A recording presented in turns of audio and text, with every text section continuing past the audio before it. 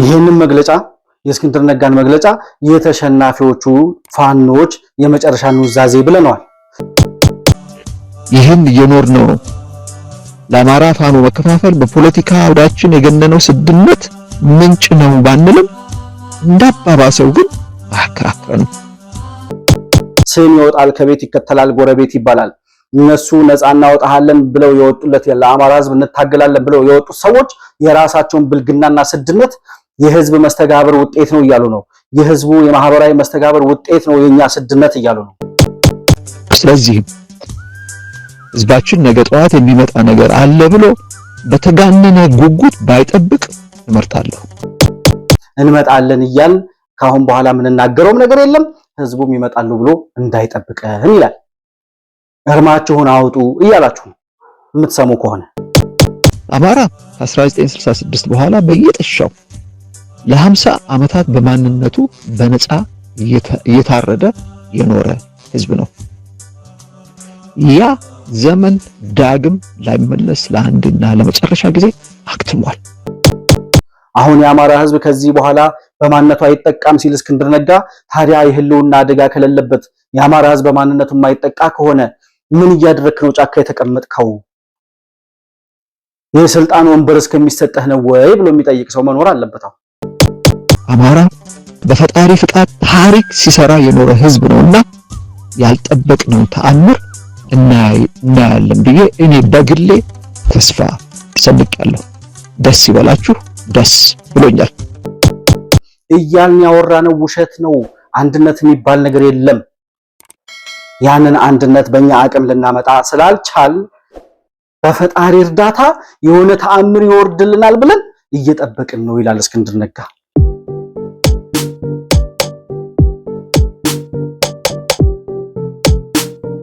ሰላም ለእናንተ ይሁን። የተከበራችሁ የመሆን መልቲሚዲያ ቤተሰቦች እንደምን አላችሁ? ብሩክ የሾርቅ አሰፋ ከመሆን መልቲሚዲያ። መሆን መልቲሚዲያ ዘረኝነትንና ጥላቻን የሚጸየፍ በሐሳብ የበላይነት የሚያምን እውነትንና ኢትዮጵያዊነትን ለማጽናት የሚተጋ ሚዲያ ነው።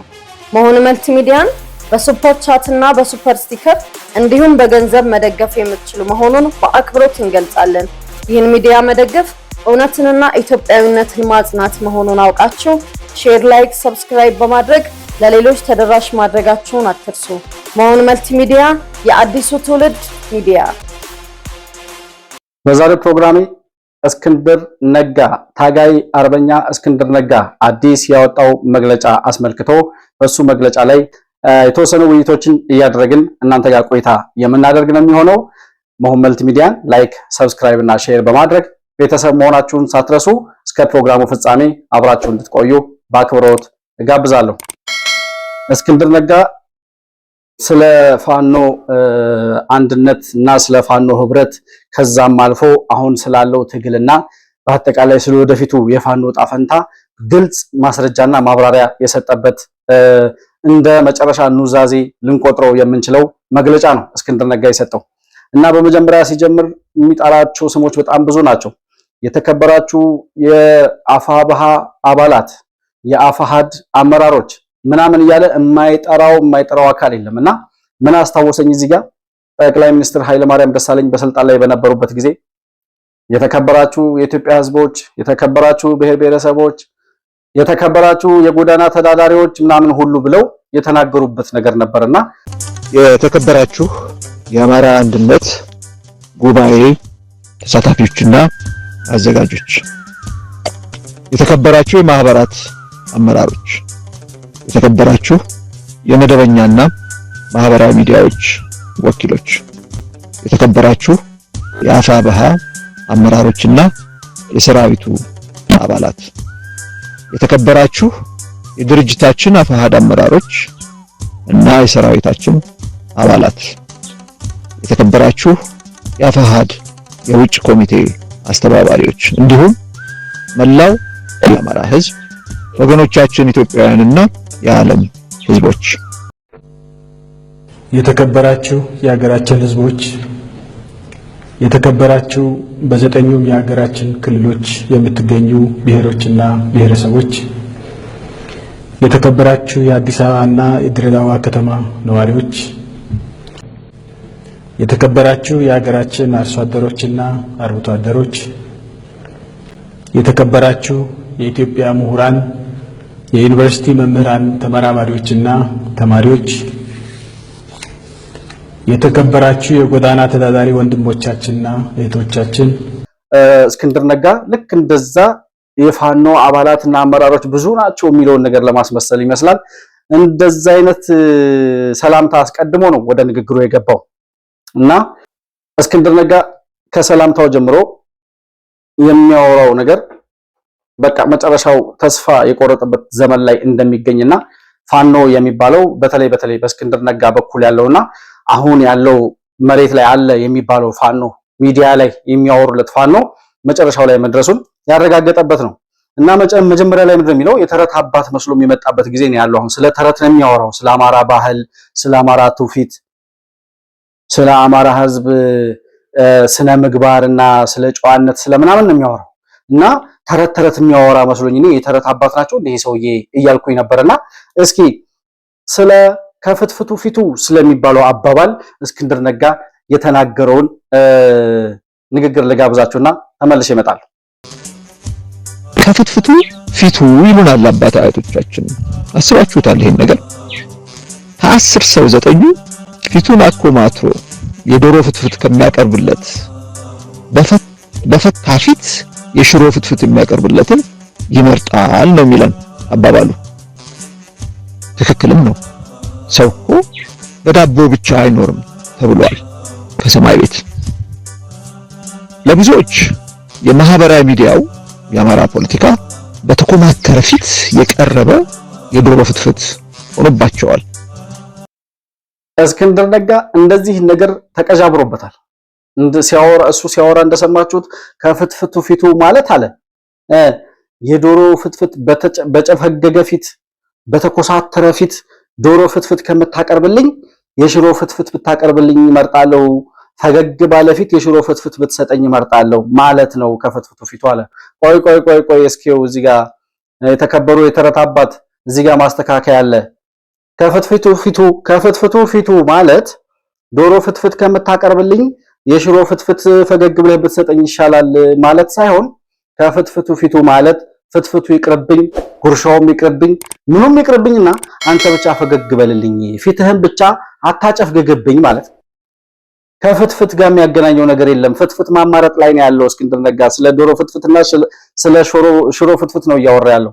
እኔ ሽሮ ፍትፍት እንደዚህ አምሮታል ማለት ነው እስክንድር ነጋ። በጣም ነው የሚገርመው እንዴ! ያው ትግል ላይ ስትገባ እኮ ለአማራ ሕዝብ ነፃነት ምናምን ብለህ አይደል እንደገባው የፍትፍት አምሮቱን በቃ አሁን እያማረ ያለውን ባይነ ላይ ወል እያለ ያለውን የሽሮ ፍትፍትና የዶሮ ፍትፍት ለተረት ማራገቢያ ከምታደርገው በቃ ለአማራ ሕዝብ ነፃነት ስለከፈልኩት ዋጋ ነው ብለህ የፍትፍቱን አምሮት ብትተወውና ወደ ዋናው አጀንዳ ብትገባ የተሻለ ነው ብዬ አስባለሁ። እኔ በዚህ ልክ እየተንበዛበዙ ያሉ ሰዎች በጣም አሳዛኝና አሳፋሪ ሁኔታ ላይ ያሉ ሰዎች መሆናቸውን በራሳቸው አንደበት የሚያወሩት ነገር ተምታቶባቸው ጠፍቷቸው ስለ ዶሮ ፍትፍትና ስለ ሽሮ ፍትፍት የሚያወሩ ሰዎችን ቁም ነገረኞች ብለው ከነሱ ቁም ነገር ይገኛል ብሎ የሚያዳምጠው ሰው ከሆነ ከዝንብ ማር የሚጠብቅ አይነት ሰው አድርጌ ነው የምቆጥረው። እና እንደው በዛ አካባቢ እስክንድር ባለበት አካባቢ ያላችሁ ሰዎች እንደው የዶሮ ፍትፍቱ ቢቀር እስክንድር ነጋ በጣም በፍትፍት አምሮት ሊሞት ነውና እንደ የሽሮ ፍትፍትም ቢሆን እንደው ትንሽ አሻግራችሁ ብትሰጡት አንድ ጉርሻም ቢሆን ብዬ ለመጠየቅ እፈልጋለሁ። እዚህ ጋር እንግዲህ እስክንድር ነጋ አሁንም ስለ ተረት ነው የሚያወራው፣ ስለ ባህል፣ ስለ ትውፊት፣ ስለምናምን ነው የሚያወራው እና ቀጥሎ ደግሞ የሚናገረው በቀጣይነት የሚያወራው የአማራን ፖለቲካ ከዶሮ ፍትፍት ጋር አመሳስሎ የሚያወራበት ነው። እንግዲህ እነሱ እየቀለዱ ቀልድ አይደለም የሚያወሩት፣ እነሱ እየቀለዱበት ስለሆነ ያሉት በዛ ደረጃ ነው እኔ የማቀርበው ይሄንን ፕሮግራም እና የአማራ ፖለቲካ ይላል። የአማራ ፖለቲካ ለህዝቡ በጨፈገገ ፊት የቀረበ የዶሮ ፍትፍት ሆኖበታል ይላል። ትክክልም ነው። ሰው እኮ በዳቦ ብቻ አይኖርም ተብሏል ከሰማይ ቤት። ለብዙዎች የማህበራዊ ሚዲያው የአማራ ፖለቲካ በተኮማተረ ፊት የቀረበ የዶሮ ፍትፍት ሆኖባቸዋል። የአማራ ፖለቲካ ማለትም የአማራ የህልውና ጥያቄ የዶሮ ፍትፍት ነው። አማራ ለ50 ዓመታት በሰፈር ነፃ አውጪዎች ሲታረድ ኖሯል። በመጨረሻም በዘመነ ብልጽግና መንግስትም በእርዱ ውስጥ ባለድርሻ ሆኖበታል። እንደዚህ ግራ ከገባው ፖለቲካ ፈጣሪ ይጠብቃችሁ። የአማራን ህዝብ ነፃ አወጣለሁ ብሎ የገባው ሰውዬ የአማራን ህዝብ ትግል ያለውን ከዶሮ ፍትፍት ጋር እያገናኘው ነው። የአማራን ፖለቲካ ከሽሮ ፍትፍት ከዶሮ ፍትፍት ጋር እያወዳደረ ያለው። ከዚህ በላይ ሞት፣ ከዚህ በላይ ውርደት ያለ አይመስለኝም። የሰው ልጅ በዚህ ልክ የሐሳብ ድርቀት ያጋጥመዋል ብዬ አስቤ አላቅም። እና የአማራ ህዝብ የኛ ፖለቲካ የፋኖ ፖለቲካ ለአማራ ህዝብ በጨፈገገ ፊት የቀረበ የዶሮ ፍትፍት ሆኖበታል ይላል። የህልውና ጥያቄ ይዘን እንደመቅረባችን እንግዲህ እነሱ እንደሚሉት ማለት ነው የህልውና ጥያቄው ለአማራ ህዝብ የዶሮ ፍትፍቱ ነበረ። እንደ ዶሮ ፍትፍት የሚያየው ነበር የህልውና ጥያቄው። እንግዲህ የአማራ ህዝብ የህልውና አደጋ ተጋርጦበት እንኳን ቢሆን ልክ እንደ ዶሮ ፍትፍት ነው የሚቆጥረው የህልውናውን ጥያቄ ማለት ነው። እኔ በዚህ ደረጃ እስክንድር ነጋ ይወርዳል ብዬ አስቤ አላቅም።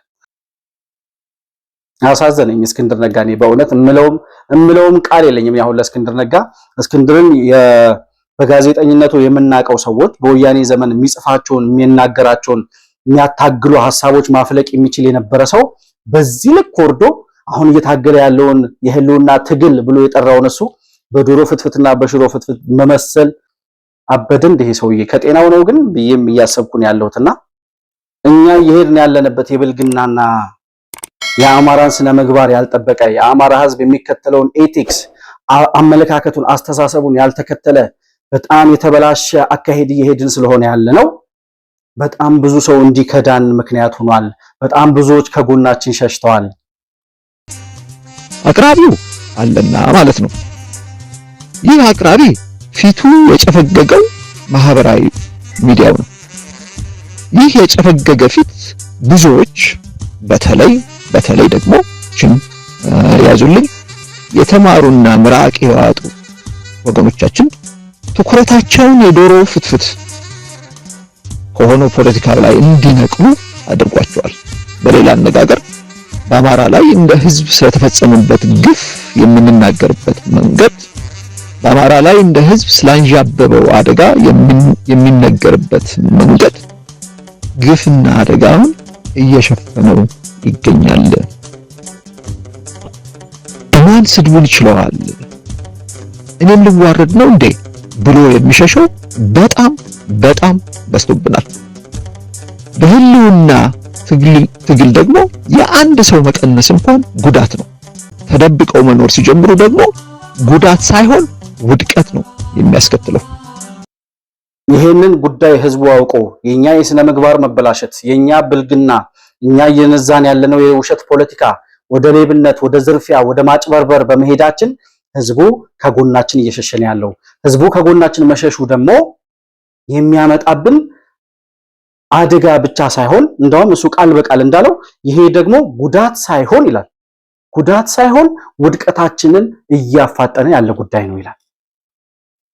ህዝቡ እውነቱን እየተረዳ ማንነታቸውን እያወቀ ባለጌዎች መሆናቸውን፣ ዘራፊዎች፣ ሌቦች መሆናቸውን እያወቀ ህዝቡ በመምጣቱ ጉዳት ሳይሆን የደረሰብን ውድቀታችንን እያፋጠነ ነው ያለው ይላል። እናመሰግናለን እስክንድር ነጋ። በዚህ ልክ ህዝቡ ማንነታችሁን ማወቁንና ከጎናችሁ እየሸሸ መሆኑን ስላመንክ እናመሰግናለን ማለት እንፈልጋለን።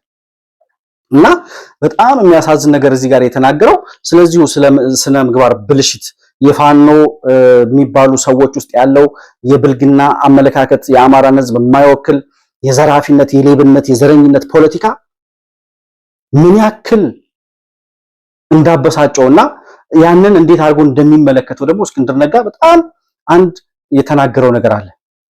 ስድነታችን ይላል። እሱ እንዳለው ነው፣ ቃል በቃል ነው የማቀርበው። ስድነታችን ብዙዎች ዳር ቆመው ተመልካች እንዲሆኑ አድርጓቸዋል። ይሄ ስድነት ደግሞ ይላል፣ ይሄ ስድነት የማህበራዊ መስተጋብር ውጤት ነው ይላል። እውነት እንዲጎላ ጨዋነትና ትህትና ግድ ናቸው። እውነት ብቻውን አያሻግረንም። እውነቱ የሚቀርብበት መንገድም ቦታ አለው። የጨዋነት ተቃራኒ የሆነው ስድነት በማህበራዊ ሚዲያ መጉላቱ እውነትን አላጠፋም፣ ግን አደብዝዞታል። ይህን እየኖርነው ነው። ለአማራ ፋኖ መከፋፈል በፖለቲካ አውዳችን የገነነው ስድነት ምንጭ ነው ባንልም እንዳባባሰው ግን አያከራክረንም። ቀደም ብዬ እንዳልኩት ብዙዎች ዳር ቆሞ ተመልካች እንዲሆኑ አድርጓቸዋል። ጨዋነት የሁሉም ህዝቦች የጋራ ተፈጥሯዊ ባህሪ ነው። ስድነት የማህበራዊ መስተጋብር ውጤት ነው። ስድነት የአማራ ህዝብ ማህበራዊ መስተጋብር ውጤት ነው። የአማራ ህዝብ ስድ ነው እያልክ ነው እስክንድር ነጋ። ህዝብን እንደ ህዝብ በዚህ ልክ የአማራን ህዝብ የሚያክል በጣም የተከበረ ኢቲክስ፣ የተከበረ እሴት፣ የተከበረ አመለካከትና ማህበራዊ ህይወት፣ ማህበራዊ መስተጋብር ያለውን ህዝብ የፋኖ ስድነት የማህበራዊ መስተጋብር ውጤት ነው እያለ ነው። የአማራ ህዝብ ስድ ነው እያለ ነው። ከዚህ በላይ ህዝብ መናቅ፣ ከዚህ በላይ ህዝብ ማዋረድ የለም። እነ እስክንድር ነጋ እንዲህ ብለው መናገር ከጀመሩ ሌሎች የአማራ ጠላቶች ምን አይነት ስም ሊሰጡት እንደሚችሉ ለህዝቡ ከዚሁ ማረጋገጥ ይቻላል። ስም ይወጣል ከቤት ይከተላል ጎረቤት ይባላል።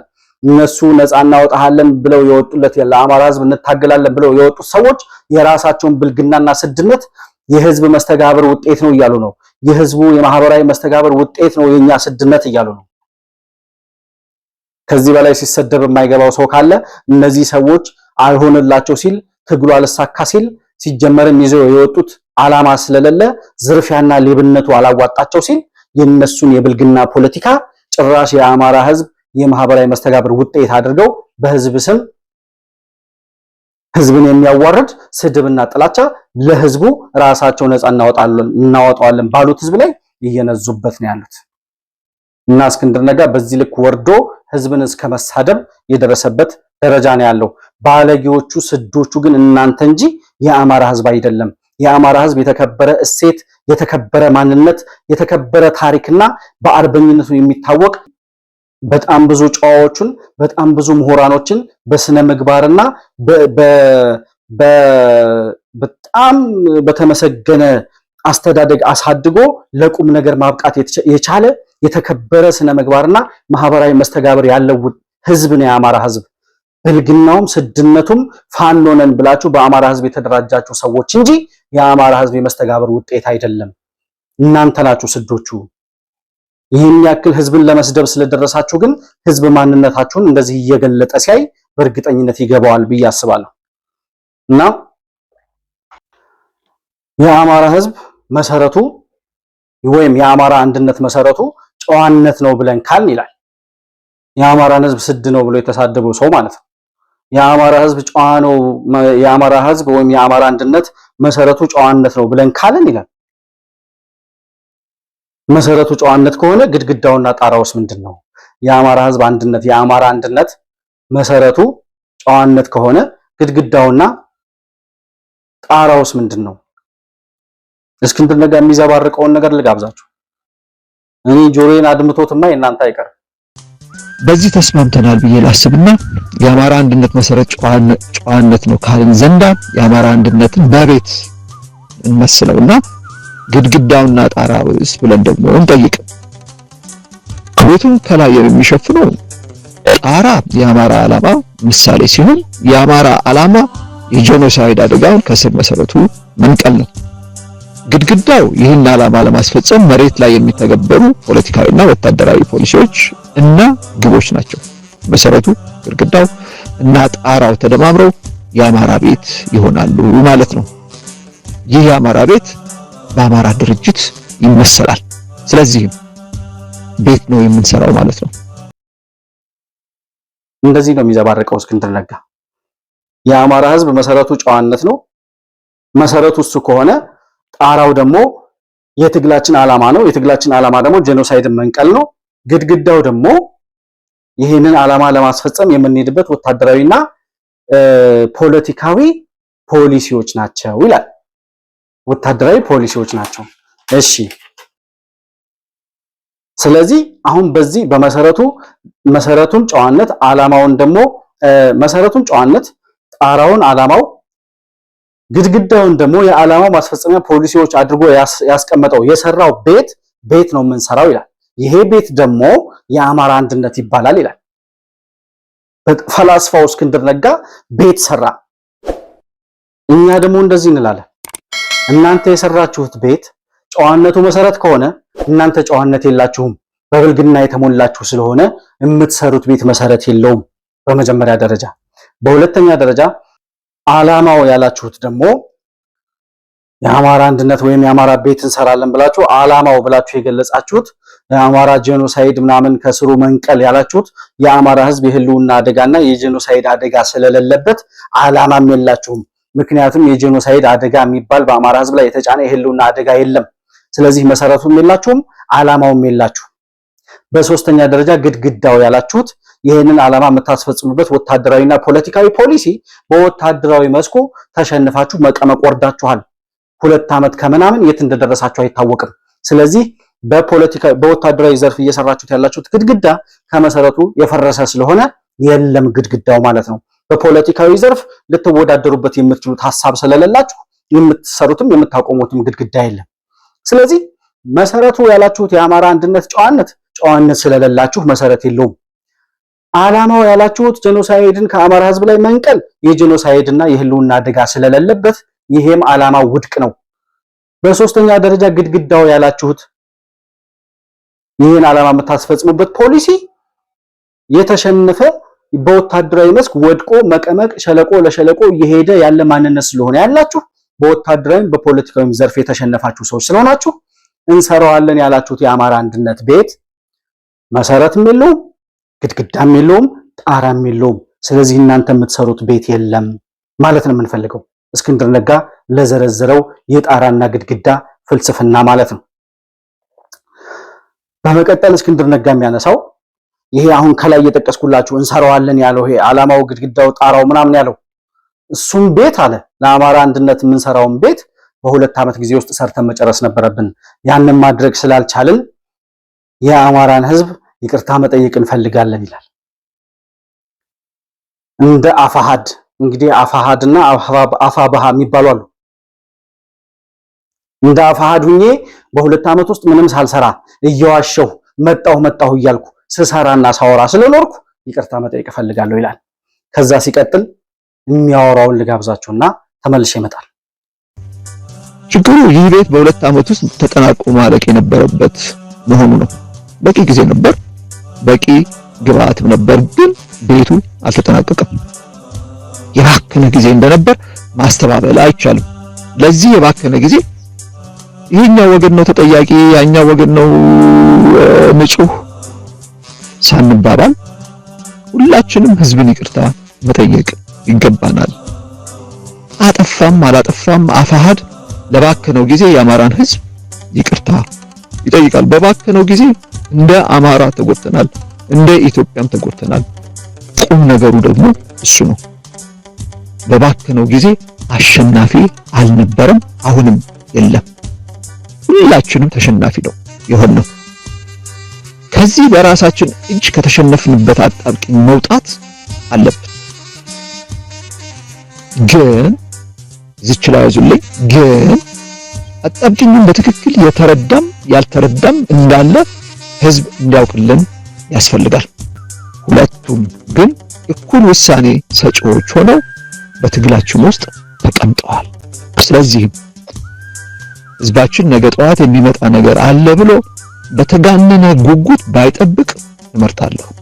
ይህንን መግለጫ የእስክንድር ነጋን መግለጫ የተሸናፊዎቹ ፋኖች የመጨረሻ ኑዛዜ ብለነዋል።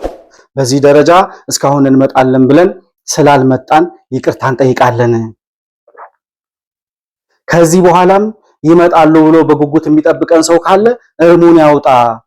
ከዚህ በኋላ እየዋሸሁ መቀጠል አልፈልግም። እስከዛሬ እየዋሸሁ ኑሬያለሁ። ከዚህ በኋላ መዋሸት አልፈልግም። እንመጣለን እያልን ካሁን በኋላ የምንናገረውም ነገር የለም። ህዝቡም ይመጣሉ ብሎ እንዳይጠብቀን ይላል። እርማችሁን አውጡ እያላችሁ ነው የምትሰሙ ከሆነ። እኛ በራሳችን ጊዜ ከገባንበት አጣብቂኝ መውጣት አለብን ይላል እስክንድር ነጋ። ከገባንበት አጣብቂኝ ውስጥ ለመውጣት ግን ያንን አጣብቂኝ የተረዳም ያልተረዳም ሰው ስላለ እንደገና እነዚህ ሰዎች ከዚህ አጣብቂኝ ውስጥ ለመውጣት በምናደርገው ትግል ይህንን አጣብቂኝ የተረዳውም ያልተረዳውም ፋኖ በኃላፊነትና በአመራርነት የተቀመጠበት ሁኔታ ስለሆነ ያለው ነገ ከነገ ወዲያ ድል እናደርጋለን እንመጣለን ብለን ልንናገርበት የምንችለው እድል የለም። ምክንያቱም አንድነት የለንም፣ የጋራ ዓላማ የለንም እና ስለዚህ እኛም ራሳችን ወዴት እንደምንሄድ ስለማናቅ ከዚህ በኋላ ነገ ከነገ ወዲያ ይመጣሉ ብሎ በተስፋ የሚጠብቀን ሰው እንዳይኖር እንዳትጠብቁን። ካሁን በኋላ እነ ፋኖ እነ እስክንድር ይመጣሉ ብላችሁ እንዳትጠብቁን፣ እርማችሁን አውጡ። ከዚህ በላይ ማስረጃና ማረጋገጫ የሚፈልግ ሰው አለ ወይ? እኛ በራሳችን ጊዜ ከተሸነፍንበት አጣብቂኝ መውጣት ያልቻለን ሰዎች ነን። ይህንን አጣብቂኝ የተረዳ ያልተረዳም ሰው አለ። ስለዚህ በዚህ ሁኔታ ነገ ይመጣሉ ብላችሁ እንዳትጠብቁን እያለ እስክንድር ነጋ እያወራ እነዚህ ሰዎች አሁን ድል ያደርጋሉ ነገ ብሎ የሚጠብቅ ሰው ካለ ከደንቆሮ በላይ ደንቆሮ ነው እንጂ ይሄ ምን ሊባል ይችላል ነው። እስክንድር የሚያወራውን ራሱ ፋኖ የምትሉት የአማራ ነፃ አውጪ የምትሉት ሰው ኖ እኛ በራሳችን ጊዜ ተሸንፈናል፣ እስካሁን ድረስ ስለዋሽናችሁ በጣም ይቅርታ፣ ይመጣሉ ብላችሁ ከዚህ በኋላ እንዳትጠብቁን፣ እኛም አንመጣም መሄጃችንን አናቅም እያላችሁ ከዚህ በላይ ማስረጃና ማረጋገጫ ራሳቸው አምነው ከሚናገሩት ነገር በላይ ስለነ እስክንድር ሽንፈት ልናቀርብ የምንችለው ማስረጃ ስለሌለ እናዝናለን። ለደጋፊዎቻቸው ነው ማለት የምንፈልገው። በመጨረሻ እስክንድር ነጋ ነገር ግን ምንም እንኳን ይሄንን አጣብቂኝ የተረዳም ያልተረዳም ሰው ቢኖርም ዋናዎቹ የአማራ ፋኖ አመራሮች ግን የህዝባችንና የሰራዊታችን አንድነት እውን መሆን አለበት ብለው እንደሚመኙ እርግጠኛ ነኝ ይላል። ስለዚህ ያ ምኞታቸው እንዲሳካ ምን ይደረግላችሁ ብላችሁ ስትጠይቁት ምን እንደሚላችሁ ልጋብዛችሁ። ተጋነነ ጉጉት ባይጠብቅ እመርጣለሁ። ሆኖም በሁለቱም በኩል ያሉት ዋና የሚባሉት የፋኖ አመራሮች በህዝብና በሰራዊታችን የሚፈለገው አንድነት በፈጣሪ ፍቃድና እርዳታ እውን መሆን አለበት ብለው ከልባቸው እንደሚያምኑና እንደሚፈልጉ ላረጋግጥላችሁ እወዳለሁ። ወዳጅም ጠላትም እንደሚመሰክርለት አማራ በፈጣሪ ፍቃድ ታሪክ ሲሰራ የኖረ ህዝብ ነውና ያልጠበቅነውን ተአምር እናያለን ብዬ እኔ በግሌ ተስፋ ሰንቄያለሁ። ደስ ይበላችሁ፣ ደስ ብሎኛል።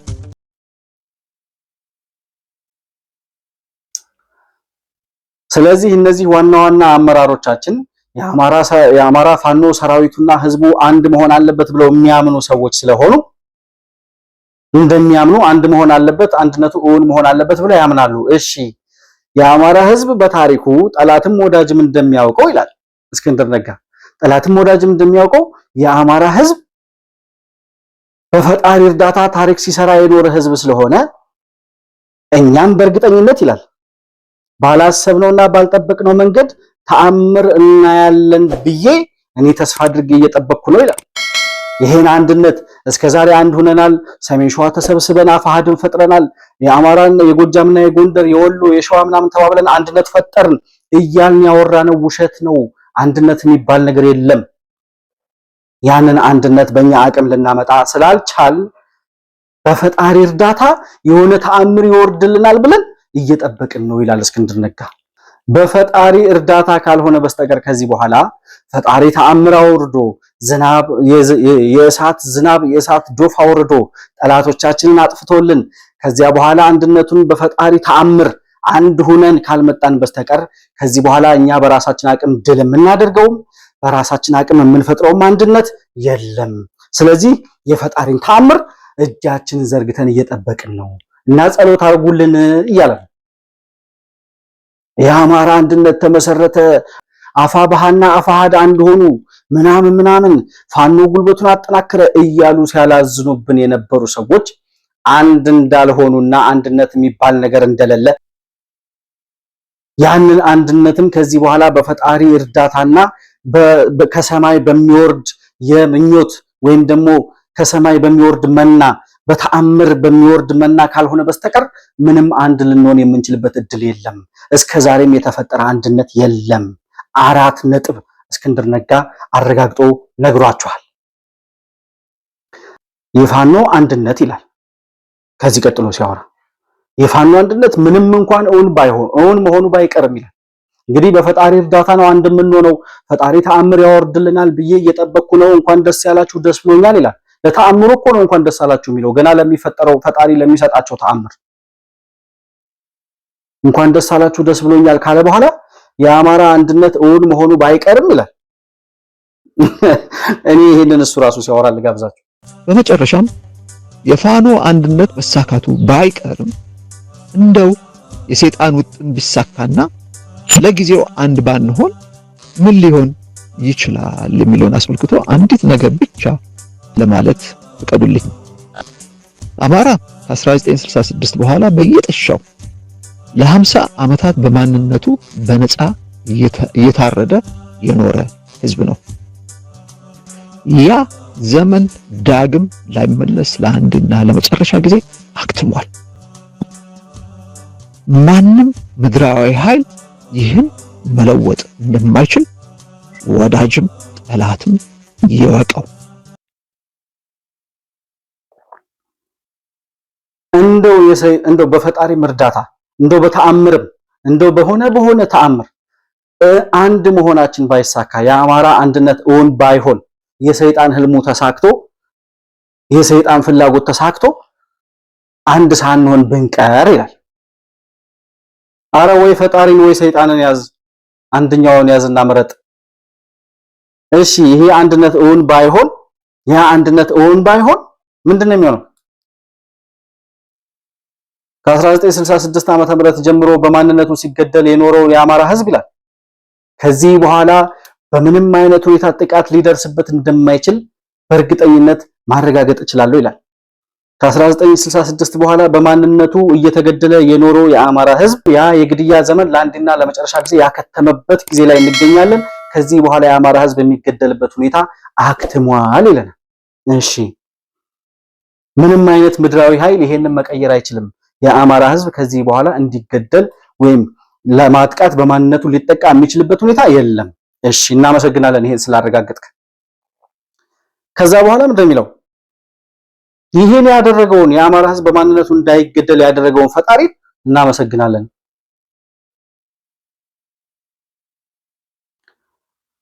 እነዚህ ያልሆነ ነገር ውስጥ ገብተው የዘረኝነት ፖለቲካን ከፈጣሪ ጋር እያገናኙ ያልሆነ ነገር የሚያናግሩ ሰዎች ናቸው እነዚህ። ፈጣሪ ለዘረኞች ረዳቱ ነው ያውቃል። ፈጣሪ ሰዎችን የሚረዳው በሰውነት ነው፣ በልብህ ንጽህና ነው። በልብህ ክፋትና ጥላቻ ተሸክመህ የፈጣሪን ስም መጥራት ውርደት ነው። ይሄ ራሱ ለሽንፈትህ ተጠያቂ ፈጣሪን እግዚአብሔርን፣ ለሆነ ነገር ውርደት እስከዛሬ እየዋሻችሁ ለመኖራችሁ ለውሸታችሁ ተጠያቂ ፈጣሪ፣ እንደገና አንድ መሆን ስላልቻላችሁ አንድ ለመሆን ፈጣሪ። ምን አይነት ነገር ነው? የፈጣሪን ስም ዘረኞች ሲያነሱት ደስ አይልም። ፈጣሪ በዘረኞች የሚነሳ ለዘረኞች የተለየ ድጋፍ ሊያደርግ የሚችል አይደለም። ሰው በሰውነቱ ነው ፈጣሪ የሚረዳው። በልብህ ንጽህና ነው ፈጣሪ ጸሎትን የሚሰማ። የጥላቻ የዘረኝነት የግደለው ያጥፋው የፍለጠው ቁረጠው ፖለቲካ ይዘህ የፈጣሪን ስም መጥራት ጭራሽ ደግሞ አልፎ ህዝቡን በዘረኝነት ሰቀቀን ውስጥ ማስቀመጣችሁ ሳያንስ እንደገና የፈጣሪን ስም ወደ ዘረኝነት ለማውረድ የምታደርጉት ትግል ምን ያክል የወረዳችሁና የዘቀጣችሁ ሰዎች መሆናችሁን የሚያሳይ እና እስክንድር ነጋ እዚህ ላይ ያመነው ነገር ምንድነው?